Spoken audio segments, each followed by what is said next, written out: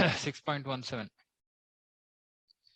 Yuktahara viharasya yukta chestasya karmasu yukta swapnava bodhasya yogo bhavati dukkha.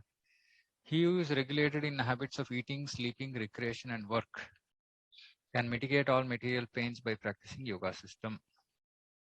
Regulated in habits of eating, sleeping. Okay, that we read in the last verse. Recreation and work. Extravagance in the matter of eating, sleeping, defending, and mating, which are demands of the body, can block advancement in the practice of yoga. Extravagance, being too engaged in these things. As far as eating is concerned, it can be regulated only when one is practiced to take and accept prasadam, sanctified food. Lord Krishna is offered according to Bhagavad Gita vegetables, flowers, fruits, grains, milk, etc. In this way, a person in Krishna consciousness becomes automatically trained not to accept food not meant for human consumption or not in the category of goodness. So Prabhupada is saying food not in the category of goodness is not for humans at all. As far as sleeping is concerned, Krishna conscious person is always alert in the discharge of his duties in Krishna consciousness. And therefore, any unnecessary time spent sleeping is considered a great loss. So this is one of the qualities of a devotee in bhava, avyartha kalatvam. Bhava stage. A Krishna conscious person cannot bear to pass a minute of his life without being engaged in the service of the Lord. Avyartha kalatvam. Therefore, his sleeping is kept to a minimum. He is ideal in this respect. He, Srila Rupa Goswami, was always engaged in the service of Krishna and could not sleep more than 2 hours a day, and sometimes not even that. Thakur Haridas would not even accept prasadam or not even sleep for a moment without finishing his daily routine of chanting with his beats 300,000 names, which would take him 22 hours almost.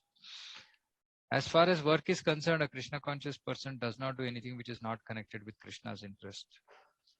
And thus, his work is always regulated and is untainted by sense gratification, because sense gratificatory activities are not connected to Krishna. So, he doesn't engage in sense gratification. So, basically, he doesn't do anything which is not connected with Krishna's interest. So, there is no question of sense gratification. There is no material leisure for a person in Krishna consciousness. Since there is no question of sense gratification, there is no material leisure. And this is one very important thing. Actually, many devotees keep thinking, okay, I did so much of work, I did bhakti, now I need some time for myself. It's time for myself basically means sense gratification, which means that again we don't want Krishna. Any amount of time in the day when we don't want Krishna is the reason why we are here. We didn't want to serve Krishna. Now also if you think, okay, work, bhakti, okay, now myself, then it's the same thing. So also importantly, there's no material leisure. So leisure means you want to relax, just don't do anything which is mentally taxing. That's all. Chant Hare Krishna, hear Kirtan, etc., etc. Right? If your mind is loaded, then you can engage in these activities. But there's nothing like leisure. There's nothing like, obviously, nothing like watching TV. Then there's nothing like, okay, let me just sit and relax and not do anything and not think about Krishna. I mean, these things are not there. So, but of course, I mean, we cannot do some of these things artificially. At the same time, we should not, for example, say somebody is still like whatever, goes for a walk or something. I mean, some general stuff. But one should not encourage it too much. Little bit till we overcome that weakness, we can engage, but not too much. Ideally, it should be avoided, but if it cannot be, then minimal. And because he is regulated in all his work, speech, sleep, wakefulness, and all other body activities, there is no material misery for him. It is very nice. So because it's all regulated, so there is no material misery, meaning it doesn't create any kind of karma phala for suffering. And because he is all continuously engaged in Krishna consciousness, he doesn't even experience material misery at a higher stage of love of Krishna. Then, of course, one will not engage in any work apart from pleasing Krishna. So it's important that we regulate ourselves. So this whole aspect of how important discipline is in progressing in Krishna consciousness is reflected in these two verses, last one and this one. One should be very disciplined. Prabhupada says like materialism, military discipline. And he says that, okay, maybe that might make things a little bit difficult, but that's how we should live. That's how we should do bhakti. And that's when we can actually make significant progress. Okay, any questions on this? Prabhu, yes, Prabhu. Yeah. Hare Krishna, Prabhu. Hare Prabhu, then if we have to follow military discipline in following bhakti, how about other things? Like we will not be able to give 100% when we are doing 2 things, 3 things at a time. Meaning like if it is office, house, seva. Yeah, but office also, okay, anyway, that you know my answer to this. Mataji's office anyway doesn't exist. For Prabhu's office, yeah, you do office, and then because you are offering the result to Krishna, then you see, vritti dharma, occupation cannot be considered as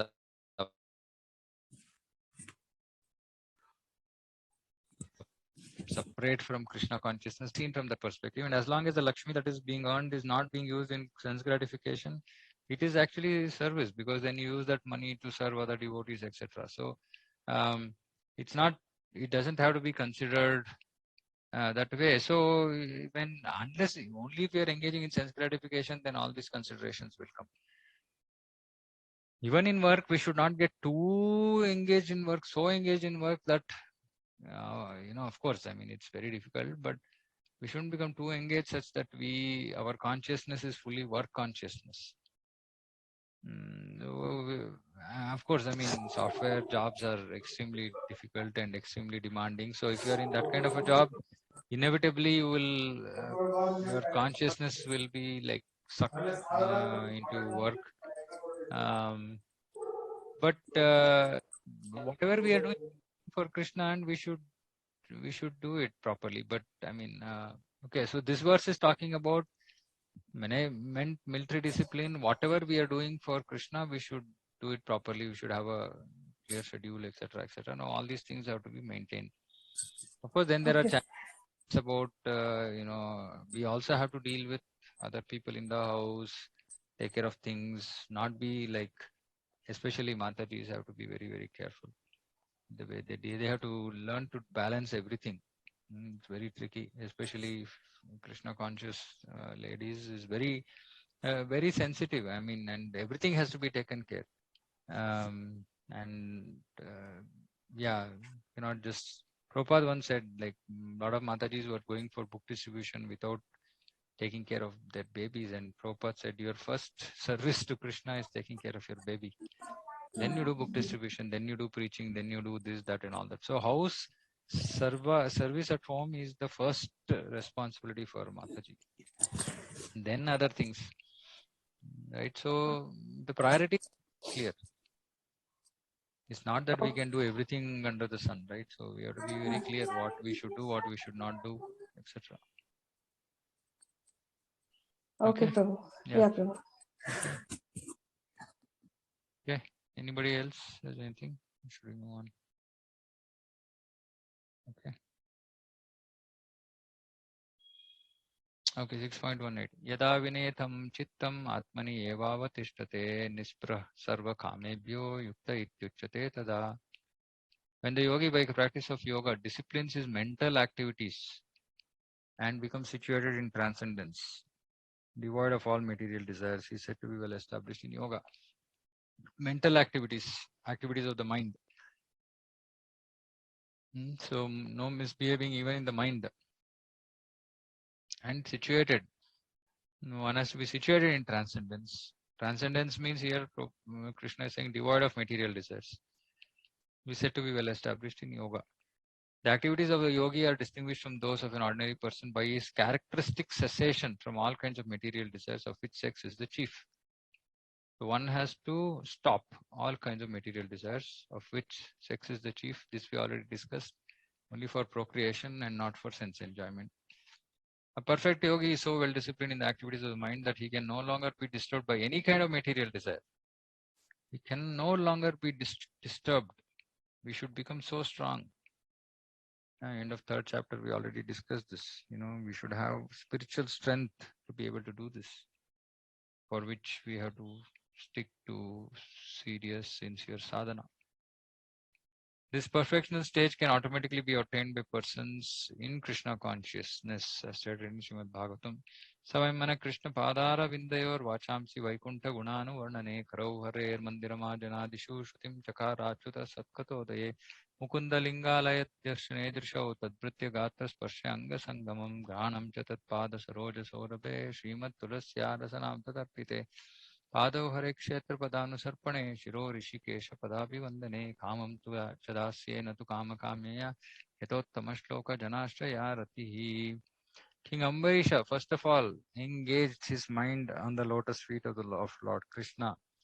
Then one after another, he engaged his words in describing the transcendental qualities, hands in mopping the temple of the Lord, ears in hearing the activities of the Lord, eyes in seeing the transcendental forms of the Lord, body in touching the bodies of devotees, sense of smell in smelling the scents of the lotus flowers offered to the Lord, tongue in tasting the tulsi leaf offered to the Lord, lotus feet of the Lord, his legs in going to place of pilgrimage and temple of the Lord, head in offering obeisance unto the Lord, and his desires in executing the mission of the Lord. So this is very, very important. Where should our desires be? All the others are pretty straightforward, we can understand. But desires. So these two we should do. Mind at the lotus feet, desires in executing the mission of the Lord, which means spreading Krishna consciousness, which is also the mission of the Guru.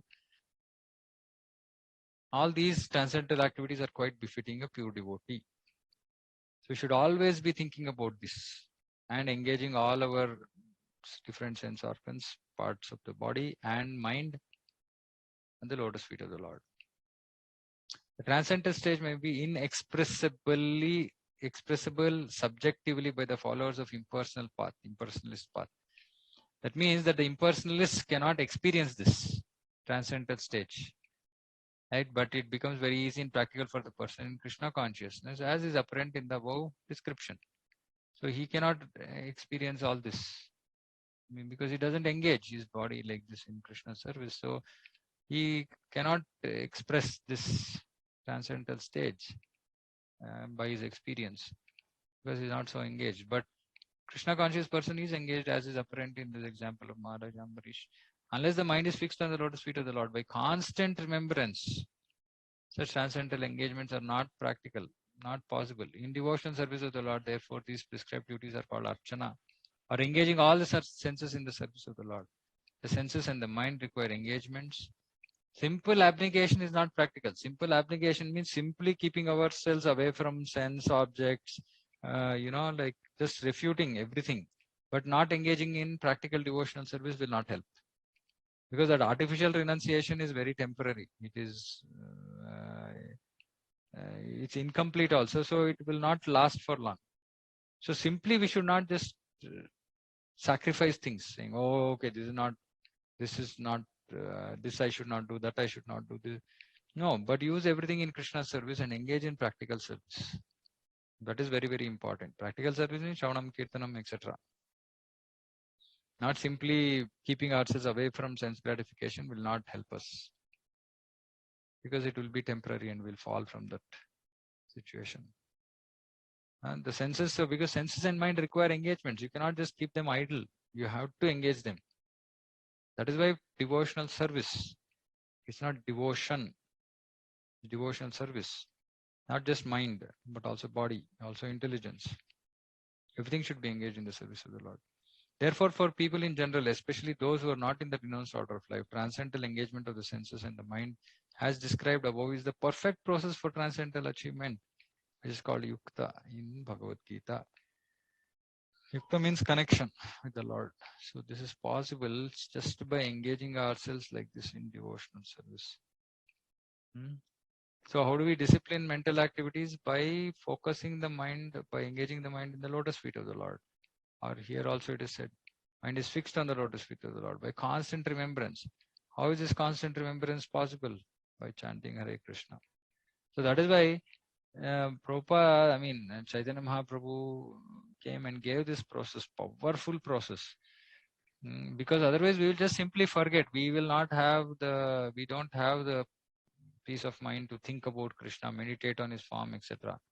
So we have to simply just keep chanting Hare Krishna, Krishna Krishna, Hare Hare, Hare Rama, Rama Rama, Hare Hare. And so by that we will remember, oh, okay, I am taking Krishna's name. Right? So remembrance has to come. And in second canto somewhere I was reading, so Prabhupada said that pure devotee enjoys association with the Lord by chanting Hare Krishna. So he enjoys association with the Lord, which means that he's in association with the Lord, because Nama is not different from Krishna. But we are not at that stage. So we have to still engage and engage ourselves in the process of hearing and thereby remembering, okay, Krishna, I remember. I'm trying to remember. So I'll also explain that I had put a post on the group, on our WhatsApp group. I hope everybody, all of you are there on the group and you've seen that post. I'll slightly explain that at the end of last 10 minutes. I'll explain that. See, basically, bhakti means this, engaging all our senses in the devotional service. Now, to the extent that we are absorbed in Krishna consciousness, to that extent, we will make tremendous progress. Okay. Now, if we are too much inclined, too much attached to non-Krishna conscious things, or too much engaged in material thought process, see, we should understand one thing: when we have something to do, we have to do it. Okay. So for doing a particular activity, we engage our mind and we apply our intelligence, etc., and we just do it. But then as soon as we done the thinking process, then we should switch off from that thought process. But we will continue to keep thinking about it, dwelling more into the topic. So the more the mind is external, outside, is engaged in outside, in material thought process, the lesser we will think about Krishna. So when I say material thought process, which means these are things which are not connected to Krishna at all. Purely like completely material things. Even like things like work, etc. If we are not using that Lakshmi in Krishna service, then they remain material, because the results have to be used in Krishna service. So I will connect this to that topic that I had posted today morning. Okay, but very clear, right? Like we have to be disciplined, right? Then we will be well established in yoga, and of course we should be devoid of all material desires. We don't do it artificially, we do it by engaging all our senses in Krishna conscious activities, right? So it's pretty clear. Okay. 6.19. Yatha deepo nivatastho nengate sopama smrta yogino yata chittasya yunjato yogamatmanaha. As a lamp in a windless place does not waver, so the transcendentalist whose mind is controlled remains always steady in his meditation on the transcendental self. So we should also have our mind controlled by engaging in the chanting process. A truly Krishna conscious person, always absorbed in transcendence, is constant undisturbed meditation on his worshipful Lord, is as steady as a lamp in a windless place. So this is a very high exalted stage, very, very high stage. Right? That is why Prabhupada is saying truly Krishna conscious, which means that 100%. Truly means 100% Krishna conscious. He will remain undisturbed, but this is not possibly for us at our stage right now. But we should know that we should be going towards this. Yatroparamate chittam niruddham yoga sevaya yatra chaivatmana atmanam pashyan atmani tushyati Sukham matyantikam yat tad buddhi grahyam atindriyam vetti yatra na chaivayam sthitas chalati tatvatah yam labdva cha param labham manyate nadikam tatah yasmin sthito na dukkena gurunapi vichalyate tam vidyad dukkha samyoga yogam yoga sannitam. In the stage of perfection called trance or samadhi, one's mind is completely restrained from material mental activities. See, this is what I was saying.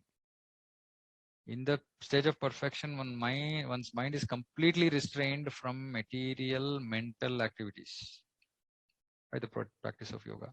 This perfection is characterized by one's ability to see the self. This is what I was saying. This is what I had said. I said process to see the self. This perfection is characterized by one's ability to see the self by the pure mind and to relish and rejoice in the self. That means that we actually see the self and be situated in the position of self. In that joy state, one is situated in boundless transcendental happiness.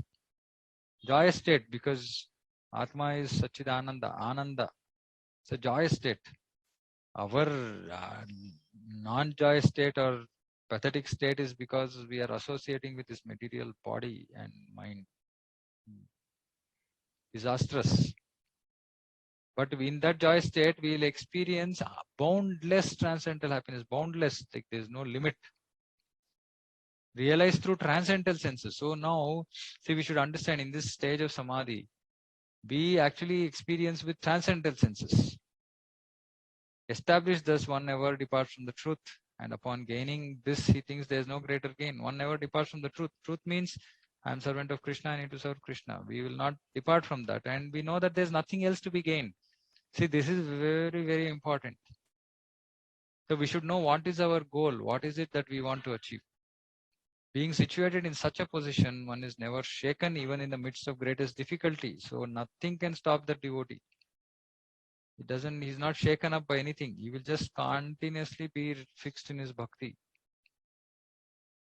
This indeed is actual freedom from all miseries arising from material contact. This indeed is actual freedom from miseries arising from material contact, because in such a position, whatever is there is not affected at all. I mean, and just imagine being in this situation, right? Like we are in the midst of a thunderstorm and we are just not affected. How amazing it will be. Today, for us, every small and big thing we worry about, isn't it? Just keep thinking, oh, what if this happens? Oh, that can happen. Oh, what about this? What about that? It's simply engaged in material, mental activities. Half of it is speculation. Half of what thoughts come to our mind is just speculative in nature, which means that it's just about future. This might happen, that might happen. What about this? What should I do here? Like just speculate. Material, mundane thoughts. So the more we are engaged in material, mundane thoughts, we cannot be situated in the self here. Situated in the self means not situated in the body, not situated in the on the mental platform, material platform. Maybe I'll explain this later with that. Let's see what Gopal is saying here. By practice of yoga, one becomes gradually detached from material concepts. So we become detached from material concepts that we understand. This is the primary characteristic of the yoga principle. And after this, one becomes situated in trance or samadhi, which means that the yogi realizes the super soul through transcendental mind and intelligence. Okay, so we have to realize the super soul not by material mind and intelligence. We realize the super soul by transcendental mind and intelligence, without any of the misgivings of identifying self with super self. So we will not do the mistake or we will not have any doubts that, oh, self and super self are one. No, we know clearly self and super self are different. And we realize the self and we also realize the super self. But this happens through transcendental mind and intelligence. Okay, I'll explain this. Yoga practice is more or less based on principles of Patanjali system. Some unauthorized commentators try to identify the individual soul with the super soul, And the Monists think that this to be liberation, but they do not understand the real purpose of Patanjali system of yoga. So basically Prabhupada is saying, okay, we don't think soul and super soul are one, and Patanjali also system also doesn't think that way. But some unauthorized commentators just interpret that way.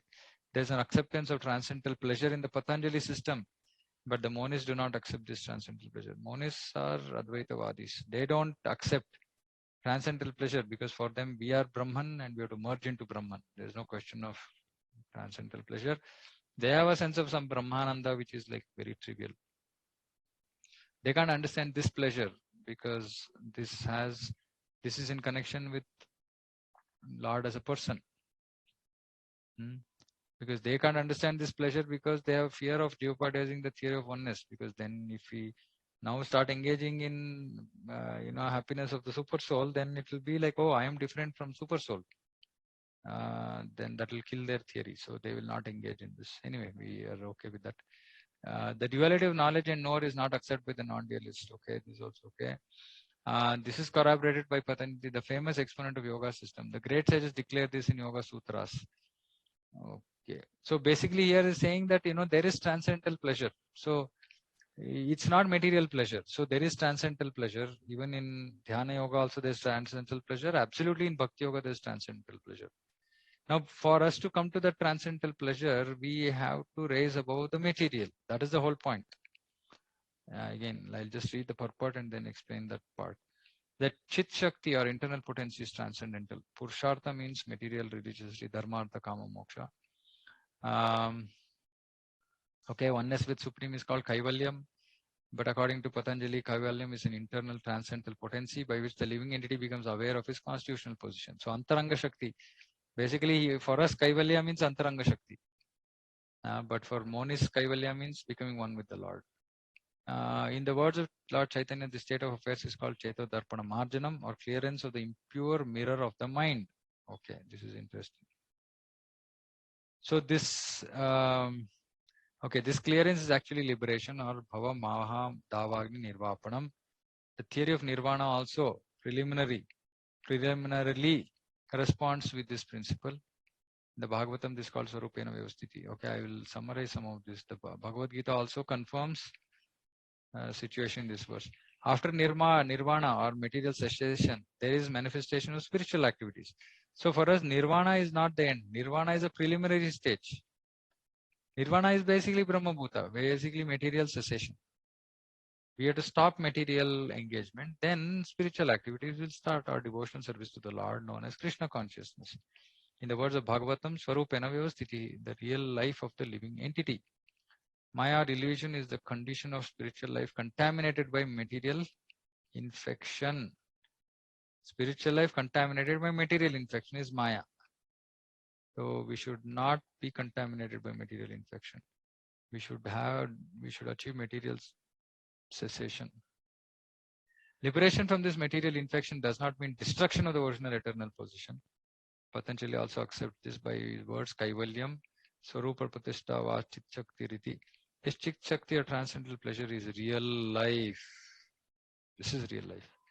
This is confirmed in the Vedanta Sutra as Anandamaya Bhyasa. Natural transcendental pleasure is the ultimate goal of yoga and is easily achieved by execution of devotional service or Bhakti Yoga. Bhakti Yoga will be vividly described in the 7th chapter. In the yoga system as described in this chapter, there are two kinds of samadhi, Sampragnata Samadhi and Asampragnata Samadhi. When one becomes situated in the transcendental position by various philosophical researchers, he is said to have achieved Sampragnata Samadhi. In the Ansampragnata Samadhi, there is no longer any connection with mundane pleasure, for one is then transcendental to all sorts of happiness derived from the senses. When the yogi is once situated in transcendental position, he is never shaken from it. Unless the yogi is able to reach this position, he is unsuccessful. Today's so-called yoga practice, which involves various sense pleasures, is contradictory. A yogi indulging in sex and intoxication is a mockery. Even those yogis who are attracted by the siddhis in the process of yoga are not perfectly situated. If the yogis are attracted by the byproducts of yoga, then they cannot attain the stage of perfection, as stated in this verse. Persons therefore indulging in the make-show practice of gymnastic feats or siddhi should know that the aim of yoga is lost in that way. The best practice of yoga, long purport. Okay, the best practice of yoga in this age is Krishna consciousness, which is not baffling. A Krishna conscious person is so happy in his occupation that he does not aspire for any other happiness. Occupation means not work. His occupation is to serve Krishna. So then he doesn't want any other happiness. There are many impediments, especially in this age of hypocrisy, to practicing Hatha Yoga, Dhyana Yoga, Jnana Yoga. But there is no such problem in executing Karma Yoga or Bhakti Yoga. As long as the material body exists, one has to meet the demands of the body, namely eating, sleeping, defending, and mating. But a person who is in pure Bhakti Yoga or Krishna consciousness does not arouse the senses while meeting the demands of the body. So this is very, very critical. The other, he accepts the bare necessities of life, making the best use of bad bargain, and enjoys transcendental happiness in Krishna consciousness. He is careless towards incidental occurrences such as accidents, disease, scarcity, and even the death of a most dear relative. But he is always alert to execute his duties in Krishna consciousness or Bhakti Yoga. Accidents never deviate him from his duty. As stated in Bhagavad Gita, Agama Painu Nityastam Sitikshasva Bharata, he endures all such incidental occurrences because he knows that they come and go and do not affect his duties. In this way, I achieve the highest perfection in yoga practice. Okay, so okay, first let me, I think, where is that? Let me share. Can you see the screen? WhatsApp screen? Yes, Prabhu. Okay. So I had sent this, how to see the self. Okay, so let me just see, our goal in life is Krishna Prema. Now, the means to achieve Krishna Prema is chanting the Hare Krishna Mahamantra. But chanting the Hare Krishna Mahamantra has to be, Hare Krishna Mahamantra has to be chanted offenselessly. But we are engaged in offenses, 10 offenses. Some of us might be engaged in some of those offenses. And more importantly, everybody is engaged in inattentive chanting. So when we are engaged in inattentive chanting, then this becomes like a very, very, it will take a long time for us to get there, right? But there is one intermediate stage which I talked about in the past also, which is called Brahma Bhuta. This Brahma Bhuta is this stage that this verse is talking about, wherein one reaches a stage where one is above material consciousness. Okay, and being above material consciousness, he or she succeeds in seeing oneself, literally seeing oneself. See, we should understand this bhakti is transcendental. When we say transcendental, what does it mean? Transcendental means it is not directly connected to the experience of this body. Whatever we know and we can appreciate are all actions, things connected to the body. But Atma itself is not connected to the body, and everything with respect to bhakti also is not connected to the body, except that the activities of bhakti happen through the body. But apart from that, actually, the whole experiences has to be beyond this material world, beyond the experience of our senses so far. So the first thing, the ultimate thing is to experience Krishna, see Krishna, experience Krishna's presence in this world before by achieving perfection bhakti. But before that, one major milestone for all of us is to see the self. Right? So this seeing the self is one very significant milestone. Like we have goals in life, right? So our first goal should be to reach this Brahmabhuta stage and thereby be able to see ourself, see the Atma. Okay. Now, to see this Atma, now how do we see this Atma? Because it's interesting, right? Now we say, okay, seeing Krishna, yes, but it seems like a far shot. It's going to take a lot more time. Can I see the self first? Because when I see the self, I'll see the super self. Then I will achieve pure devotion at that point of time. Because Brahma Bhuta Prasanna Atma, na sochati na kangshati, samas sarveshu bhuteshu, mad bhaktim labate param. So when we reach this Brahma Bhuta stage, we actually achieve pure devotional service. And when we engage in pure devotional service, then eventually we'll achieve prema. Okay, now, but how do I come to this platform of seeing myself, seeing the self? Okay, so this has all these points. We have to implement this in our life, and I will connect this back to the verse in that we are discussing. So first is no material desires, right? Like nirvana, material cessation. Material cessation means not like we just stop all material activities. We stop indulging ourselves in these activities. Like Prabhupada here actually said this beautiful. Where is that? Yeah, does not arouse the senses while meeting the demands of the body. So this is what is meant material cessation. Material cessation means not that we will stop acting materially, but we will not arouse our senses while meeting the demands of the body. So, example, we are eating something and we simply, oh, this is so nice, oh, this is so nice. This is arousing the sense, because we should honor prasadam in the mood that okay, this is mercy by Krishna. In that mood we should. But if we are not honoring prasadam but enjoying food, that is arousing senses. This is a material activity.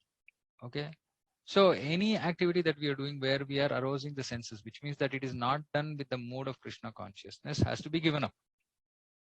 Okay, this is the first thing that I said, saying that and so this is no material desires and material cessation in that sense. Second is no lamentation. Oh, why did this happen? Is that we want everything the way we want, but if something different happens, then we are worried. Then third is we should not be disturbed, or we should remain unaffected by miseries, happiness, good, evil. Something good happens, something bad happens, some happiness, some distress. We should just be undisturbed. Then we should be free from fear, anger, attachment, fear, and anger. Vita, raga, bhaya, krodha. Free from attachment, fear, and anger. Then we should have our senses controlled and we should fix our consciousness on Krishna. We should not have any sense of ownership and no false ego.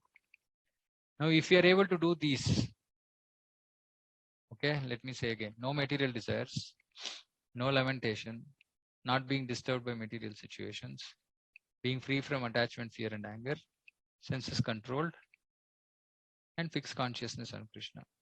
Fixed consciousness means engage in Krishna consciousness, and no sense of ownership and false ego. If we can do all this, first is we will attain peace. By engaging, by living a life, this kind of a lifestyle, mind becomes purified. Because see, mind is not agitated at all in these things, in all these things. By following these, mind doesn't get agitated at all. So one is satisfied. One attains peace, one is satisfied, one becomes happy. Then his consciousness becomes purified. When mind is purified, then eventually consciousness becomes purified. When consciousness becomes purified, we can see the self. Okay, now somebody might ask, saying that, okay, this all looks very difficult to do.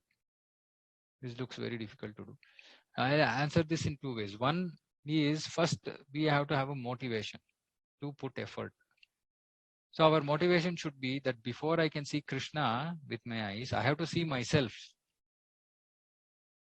So I have to do all this to be able to see myself. Now, if I have the motivation to see myself, if I don't have the motivation to see myself and eventually see Krishna, then there is no point. Then we don't have to discuss this at all. But if that is my goal, to eventually see Krishna, which means that I need Krishna Prema, before that I have to come to Shuddha Bhakti, for which I have to come to the platform of seeing the self. I should do all these things. I should practice all these things. And the easiest way to practice this is devotional service. But for those who are engaged 24 hours in devotional service, this becomes very easy. And especially non-grihasthas. For grihasthas, it's a big challenge. Okay. So what we need to do is we have to keep the consciousness inside, internal. We cannot keep our focus external. We should not focus must be inward, not outward. Today our focus is outward, which means that we are just think in half an hour time, how many material thoughts would have come, how many material thoughts and how many spiritual thoughts.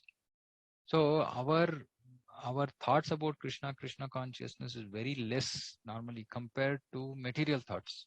So which means that our consciousness is outward. We're just thinking about this material world. We are connecting ourselves more and more with this material world.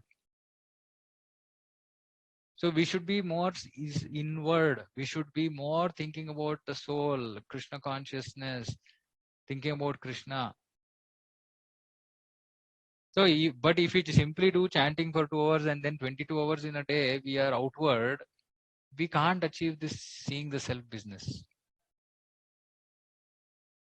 Right. So that is why, in this verse also very nicely it says, saying that one's ability to see the self by the pure mind. So I discussed this, right? Mind becomes pure, then one actually will see the self.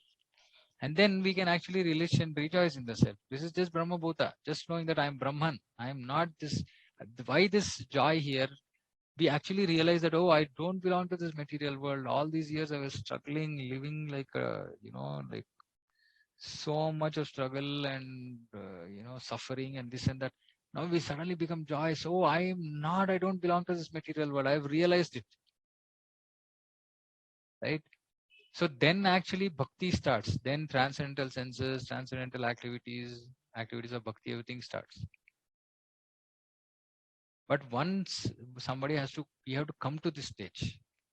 When we come to this stage, then we are not shaken, whatever happens, because we are very firmly fixed, saying that, okay, I am not this body. I mean, whatever is happening is all affecting this body. I'm soul. I'm not affected by any of this. So we're absolutely not shaken by anything. And actually we experience this actual freedom from miseries, because we know that we don't belong to this world at all, right? So we have to target this. We have to come to this state as the first goal, and it is absolutely achievable by Krishna consciousness. Actually Bhagavatam says, by simply daily and continuous, Bhagavatam says, daily and continuous hearing of Srimad Bhagavatam, we can achieve this. By chanting Hare Krishna, we can achieve this. By Navavida Bhakti, we can achieve this. It's the first stage, and when we achieve this, then we'll achieve pure devotional service, then we'll achieve Krishna Prema. Right? So, the whole point here is that, so there's a lot of technicalities here. Clearance, purification of mind. Chetodarpana Marjanam, so which is chanting process. Bhava Mahadava Agni Nirvapanam. So this is liberation, basically. And nirvana means material cessation, right? Stopping this arousing the senses business. Where is that? Yeah. Don't arouse senses. Some very powerful statements Prabhupada has made here. Accept bare necessities of life. Enjoy transcendental happiness in Krishna consciousness. Callous towards incidental occurrences. Callous means like just careless, ignore, not giving importance. You should just not give importance to any of these activities, any of these things, occurrences, accidents, disease, scarcity, death. He's saying he's callous. Absolutely no importance given. And he's just always alert to execute duties in Krishna consciousness. I mean, these are things that we can do only if we are in the right association. If you are associating with the right kind of devotees, then we can achieve this. Otherwise, it's very difficult, because everybody generally, nobody wants to live this kind of austere, strict life. Say all this is all too much. I'm not reached that stage. I will do how much ever is possible. We hear these kind of statements. And I've seen this. I mean, I've heard this from very senior devotees. Not exalted, but like people who have been in the system for 20 years, they will say this: I can't come to this stage. I will do how much ever is possible in my hand. Because it looks very difficult, right? But for me, at least personally, my own, how I approach Krishna consciousness is, there has to be a goal that we are desiring to achieve. And obviously Krishna Prema is the absolute goal. But for that, first thing is we have to raise above the material platform. If we don't raise above the material platform, how can we achieve Krishna? We have to raise above the material platform. We have to raise above all the dualities that we are experiencing. All give up all material desires. We should not lament for anything. We should not be disturbed by miseries, happiness. Like Prabhupada is saying, we should be callous towards it. No raga, bhaya, krodha, no attachment, fear, anger. So many things are there here. I mean, we can go on for hours. Attachment to material things, to safety, what will happen to my future, fear, body will be lost, I will be destroyed, I'll suffer, etc., etc. Right? So many things, all these things. No ownership. I don't own anything. No false ego. Just imagine if we can live like this, then the goal is this. I will be able to see the self. So the key focus, I mean, meditate on this. Our focus must be inward, not outward. More focus on this. In practical application, this is what we have to do. While we are doing practice of sadhana bhakti, parallelly what we need to do is bring our focus inward. Our focus is very much outward today, very much linked to this material world and things connected to this material world, whether it's required or not.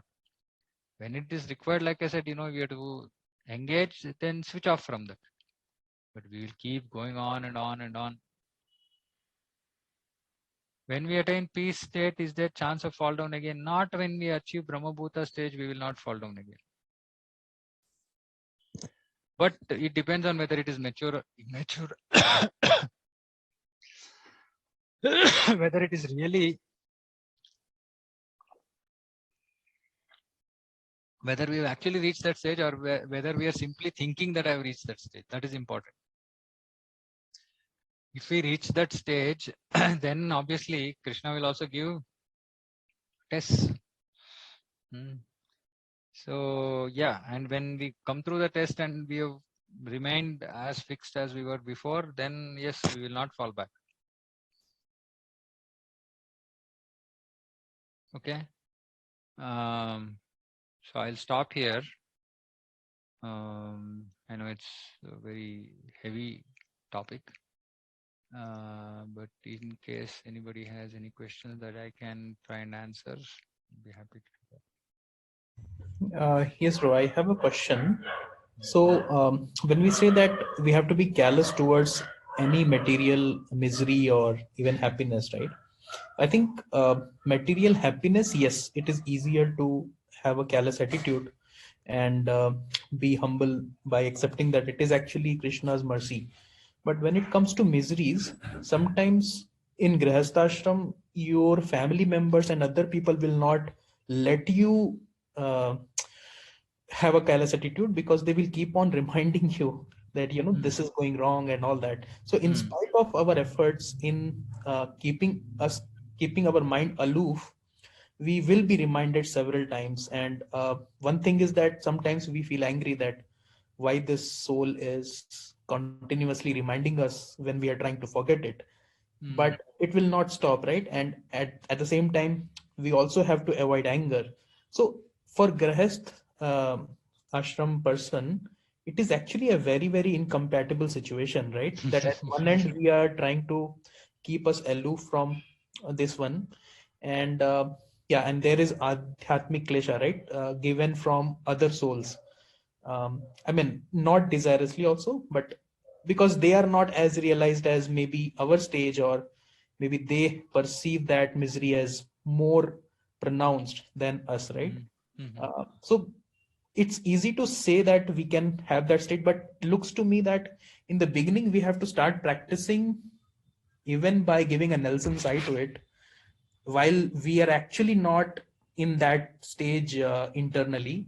And slowly do we get more mercy from Krishna, that Krishna will also reduce such things. That assurance is there that okay, my devotee never perishes.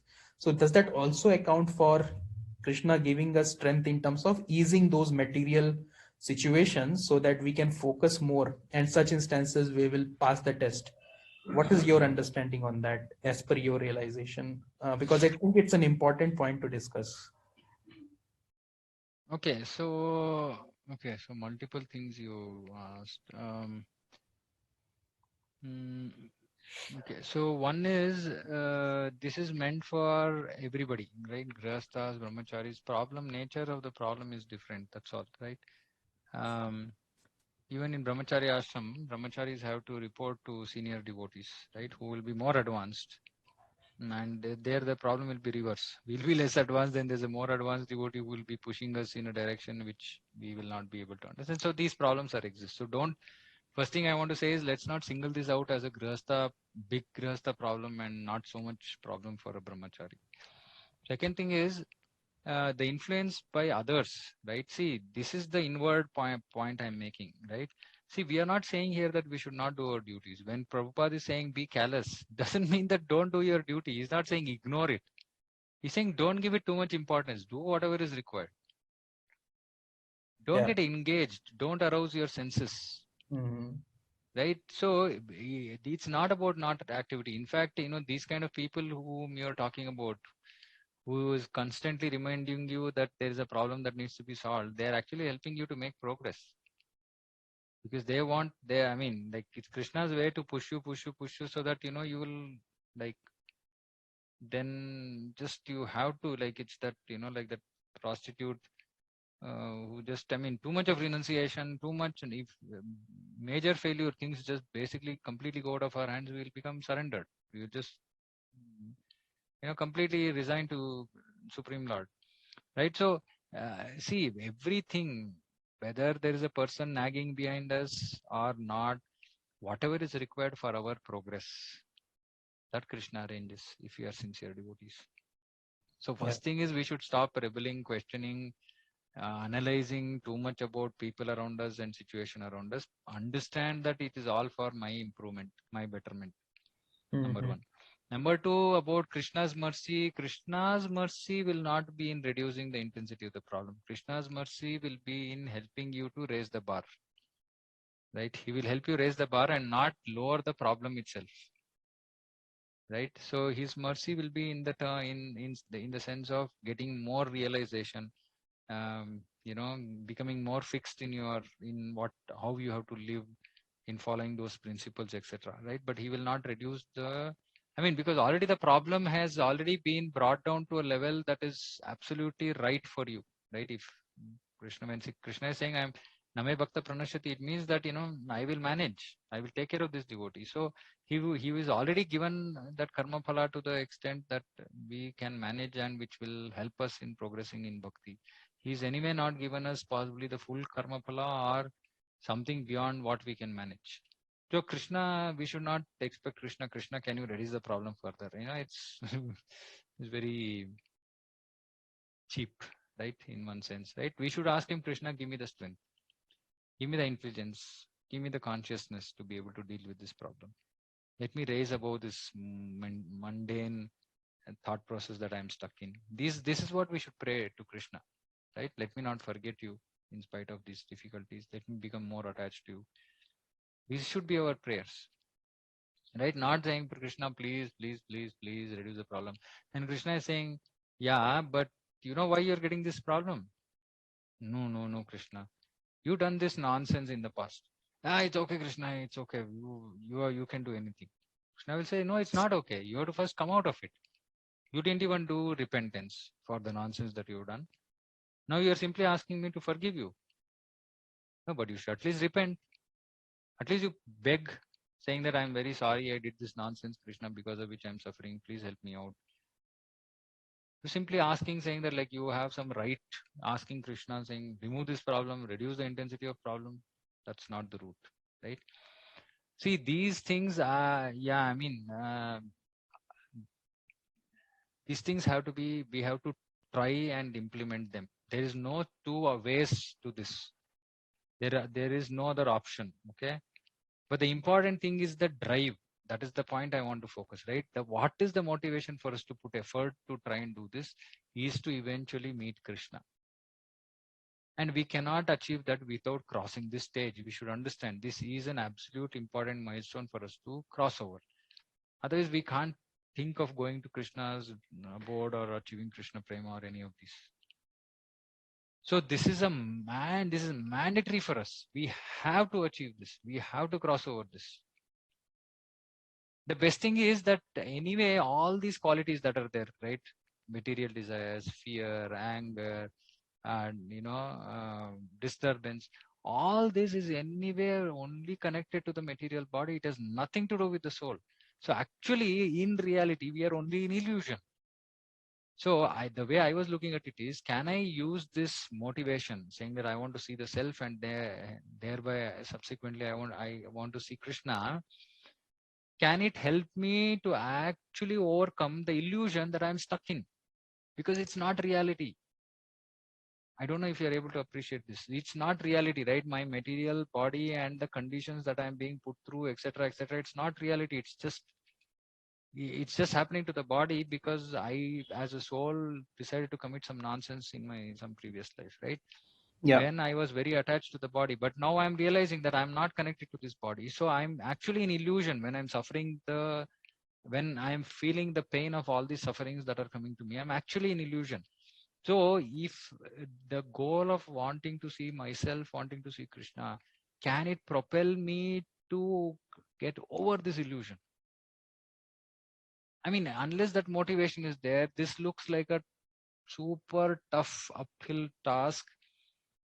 Though theoretically we know that I am not this body, I am spiritual, we cannot apply it because we don't have the will, nor we have the desire, nor some deep, goal for which we want to do this. So my deep realization today morning was this. That is when I sent it, saying that, can I become motivated that by doing like this, by living like this, actually I can see Krishna. So what is my motivation is I want to do this because I want to see Krishna. And in doing that, I am actually doing good to myself by being able to cross over illusion.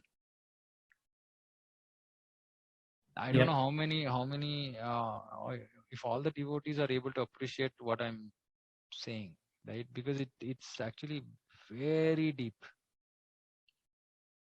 If we can just focus on this, being inward focused, draw our minds into ourselves. Beyond, our mind is just outside today. Body, material things, just outward, outward, outward, outward. No thought, no time for Krishna.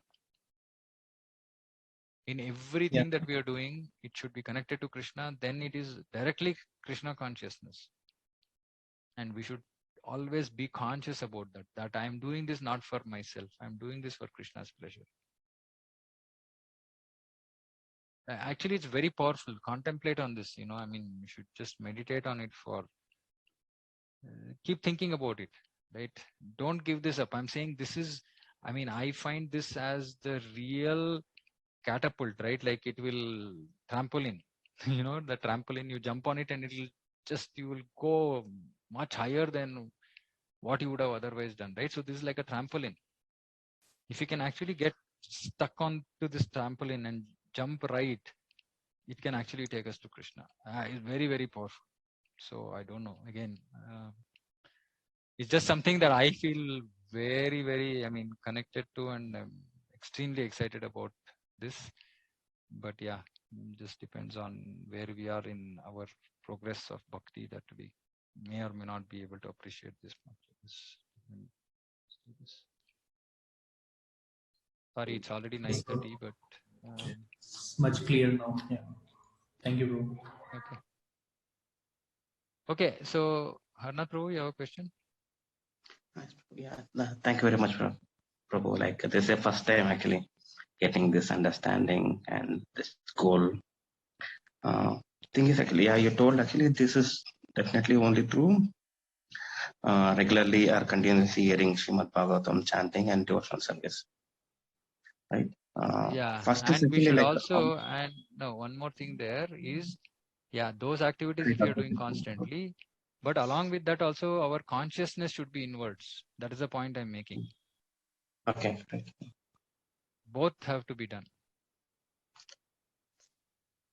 Okay. Because see, when we are engaging in always means we will not be never be able to engage in service of Srimad Bhagavatam always, right? Correct. So we are engaged in material activities, etc., etc. Now, what do we do then? What should our consciousness be? Our consciousness should not be outward. consciousness should be inward.